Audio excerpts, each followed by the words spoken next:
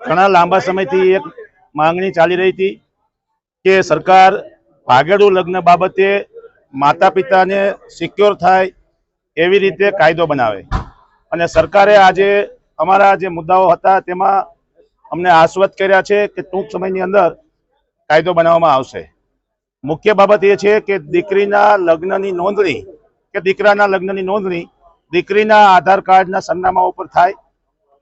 કોઈ પણ લગ્ન ચાહે હિન્દુ મેરેજ એક્ટમાં થાય કે સ્પેશિયલ મેરેજ એક્ટમાં થાય, તેની નોંધણીના આધારો જે રજૂ કરવામાં આવ્યા હોય એમાં માતા પિતાને વાંધો લેવાની સમય આપવામાં આવે, નોટિસ આપવામાં આવે અને વાંધાઓને આઈડેન્ટિફાય કરવાનું કામ તાલુકા કક્ષાએ ક્લાસ 2 ઓફિસર એટલે નાયબ મામલતદાર કે તાલુકા વિકાસ અધિકારીને સોંપવામાં આવે। સાથે સાથે ઓનલાઈન નોંધણીની વિગતો રજૂ કરવામાં આવે અને તમામ નોંધણીઓ ઓનલાઈન થાય। ચોથા નંબરનો મુદ્દો હતો કે અત્યારે હાલમાં હમણાં ઘણા બધા બનાવો એવા બન્યા છે કે તલાટી મંત્રી પોતે પોતાની સહીથી ખોટી રીતે બોગસ લગ્નો ની નોંધણી બહુ મોટા પાયે કરી રહ્યા છે। સમગ્ર ગુજરાતમાં આ એક રેકેટ ચાલી રહ્યું છે।